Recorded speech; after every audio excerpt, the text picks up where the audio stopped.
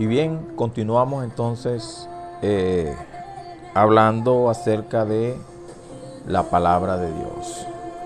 Todo nuevo creyente y todo hombre de Dios, por supuesto, debe conocer la palabra de Dios, debe ahondar. Era nuestro Señor Jesucristo en Juan 5:39 dice: vosotros escudriñáis las Escrituras porque a vosotros os parece que allí está la vida eterna, le decía él a los judíos en aquel tiempo, ¿no? Y ellas son las que dan testimonio de mí.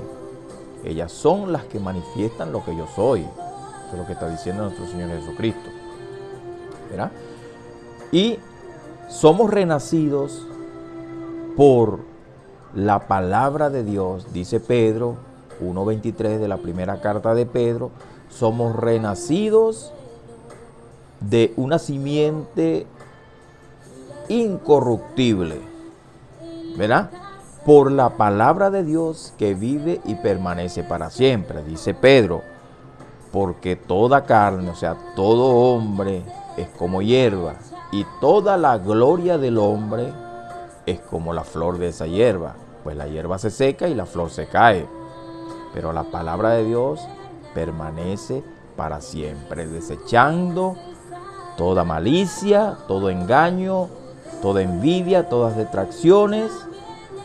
Y es de esta manera pues que nosotros como cristianos, ahondando en su palabra, conociendo su palabra, es que vamos a tener conocimiento acerca del propósito que tiene Dios con nosotros. Obviamente, conforme usted va alimentando el espíritu, usted va creciendo.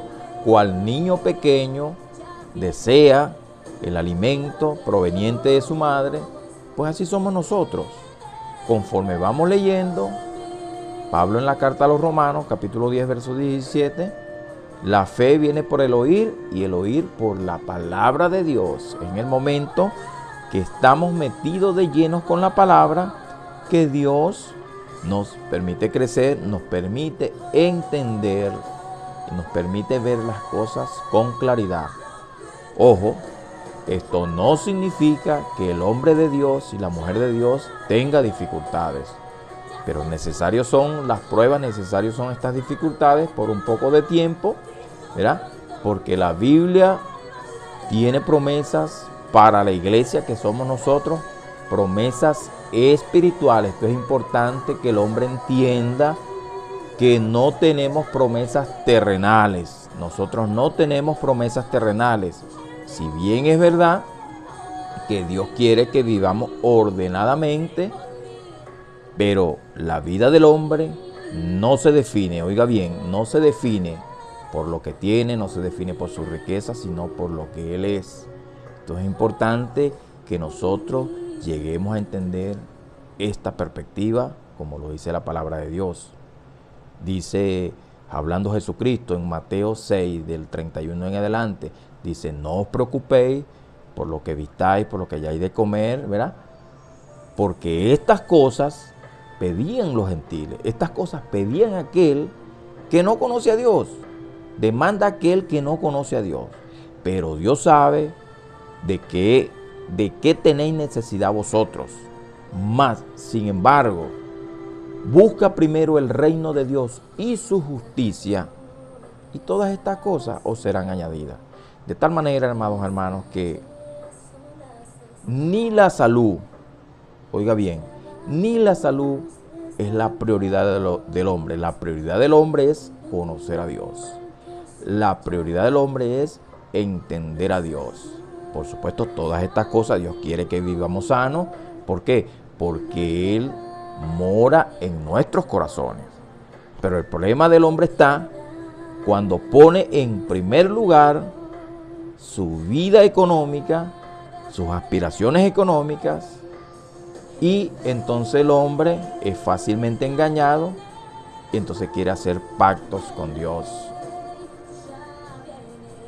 Piensa en su mente de que él puede y tiene algo que ofrecerle a Dios.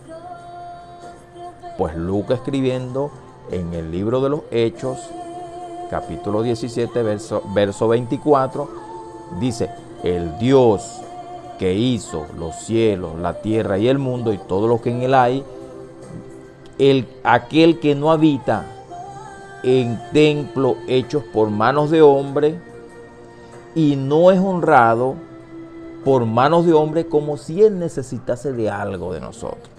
Más bien él es el que da vida y aliento a todo ser humano.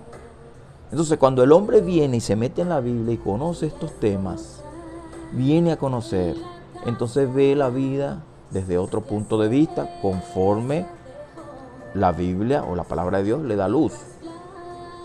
¿Cuánto vamos a vivir en este mundo? ¿100 años, 80 años? 100, 80, no sé. Bueno, esos 100 años, vamos a ponerlo así, y lo digo porque mi padre biológico tiene 97 años, para la gloria de Dios. Entonces, esos 100 años no significan nada delante de las glorias venideras, delante de la eternidad, donde pasaremos primero el milenio y después del milenio la eternidad.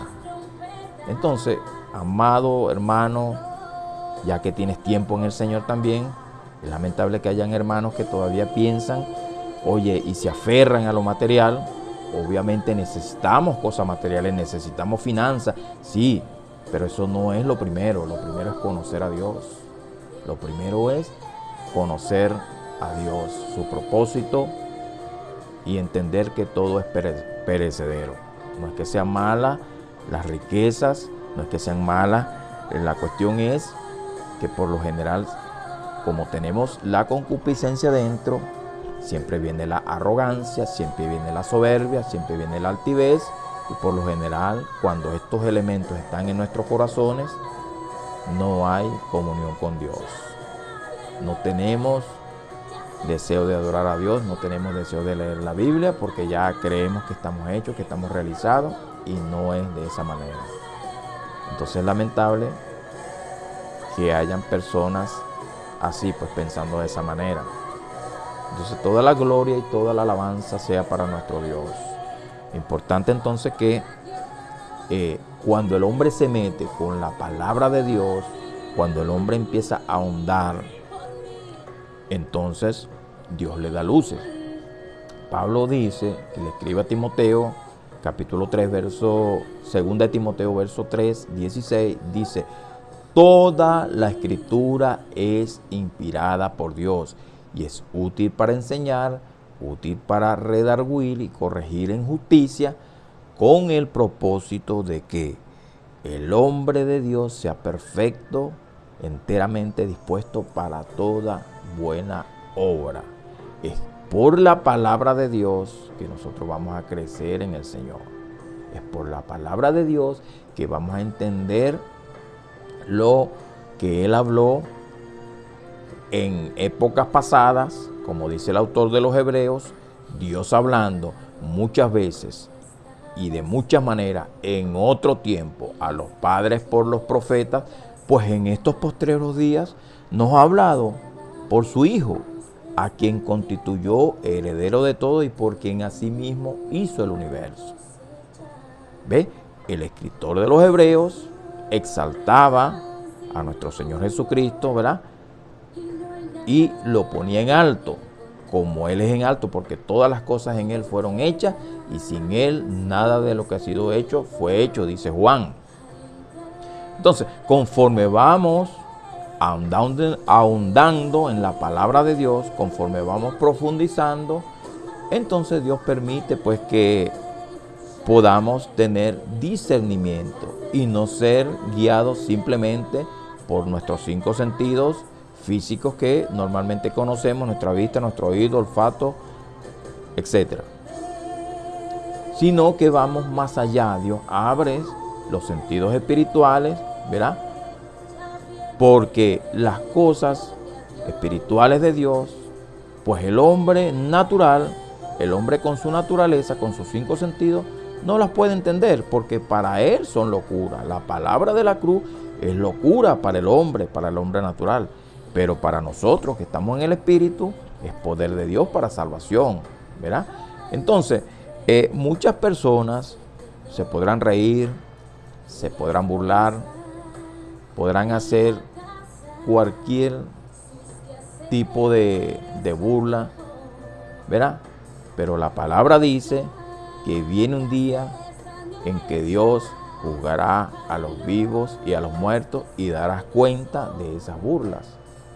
Pues nosotros entendemos y comprendemos que si de nuestro Señor Jesucristo se burlaron, lo vejaron, dijeron cualquier tipo de barbaridades, que lo digan de nosotros. ¿Quiénes somos nosotros? ¿Somos nosotros mejor que Jesucristo? En lo absoluto. Nosotros somos perecederos, nosotros somos carne, nosotros somos corrupción. Entonces, toda la gloria y toda la honra sea para nuestro Dios. Entonces, conforme vamos metidos en la palabra, conforme nos sumergimos en la palabra, es que Dios nos da el crecimiento y nos da el poder para renunciar a aquello que nos asedia. El cristiano debe también juzgar los espíritus, lo dice Juan en su primera carta. Juan capítulo 4 dice: juzgar los espíritus, porque no todos los espíritus son de Dios. En los postreros tiempos vendrán falsos engañadores, ¿verdad? Por eso es que debemos estar preparados con la palabra.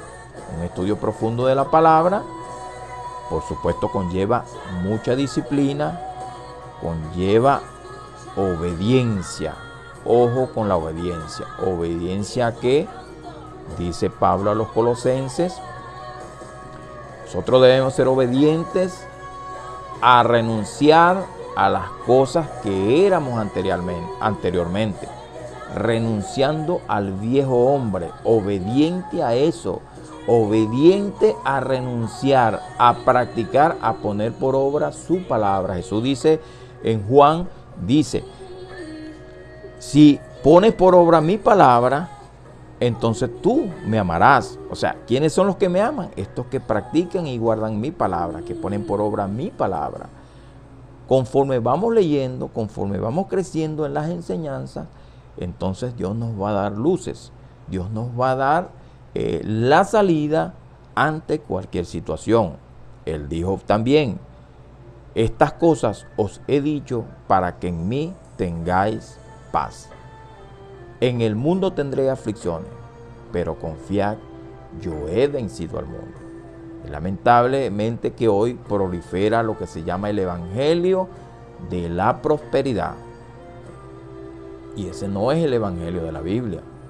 El evangelio de nuestro Señor Jesucristo nos dice que en primer lugar está Dios y luego todo lo demás. Pero estas personas profesan primero: usted debe creer, usted debe tener fe, pero además de eso viene lo otro: usted debe invertir en el Señor. Amado amigo, amado hermano, no se deje engañar. Capítulo 2 de Efesios, la carta a los Efesios por el hermano Pablo, capítulo 2, verso 5 en adelante, dice que estábamos muertos en pecado y que Él nos resucitó juntamente con su Hijo y posicionalmente, de manera espiritual, nos sentó en los lugares celestiales con Cristo Jesús. Lea la Biblia y estudie la Biblia para que pueda entender estas cosas en el nombre del Señor. Somos salvos por gracia, no por obra, para que nadie se jacte. Somos salvos por gracia por medio de la fe. Y esta fe es tuya, no, esta fe es un don de Dios, para que nadie se jacte. Registra la escritura, registra esa carta en el versículo 8. Somos hechura suya, creados en Cristo Jesús para toda buena obra. Es importante que el hombre de Dios se meta y entienda que no tiene nada que ofrecerle a Dios. Cuando nosotros fuimos a nacer, cuando nuestra madre nos fue a dar a luz, ¿en qué contribuimos nosotros? En nada, hermano, absolutamente en nada. No tenemos nada, no hicimos nada absolutamente. Entonces, por gracia somos salvos. La palabra gracia es un favor inmerecido. No hay nada, y que también tienes que leer las Sagradas Escrituras y entender porque no puedes hacer nada para mantener tu salvación, salvo guardarte para Dios. Pero en cuanto usted tiene que hacer esto, usted tiene que hacer esta religiosidad, esta cuestión, no, absolutamente nada. ¿Qué tengo que hacer? Guardarme para Dios. Ser obediente, que sí, ser obediente a renunciar al mundo, ser obediente a renunciar al viejo hombre. Porque la ira de Dios se revela desde el cielo contra toda injusticia e impiedad, contra todo hombre que practique estas cosas, ¿verdad? Y que pone como tropiezo, pues, la palabra de Dios. Entonces, amigo, hermano, en otra entrega estaremos continuando. Estas enseñanzas se están llevando a cabo presencialmente en la casa de oración, comúnmente llamamos iglesia, Fuego de Dios, la Esperanza. Ahí está un hombre de Dios, pastor llamado Rafael Aponte, un hombre valeroso, esforzado. Eso queda acá mismo en El Tigre, municipio Simón Rodríguez, estado Anzoátegui, Venezuela. Oremos. Padre Celestial, te bendecimos.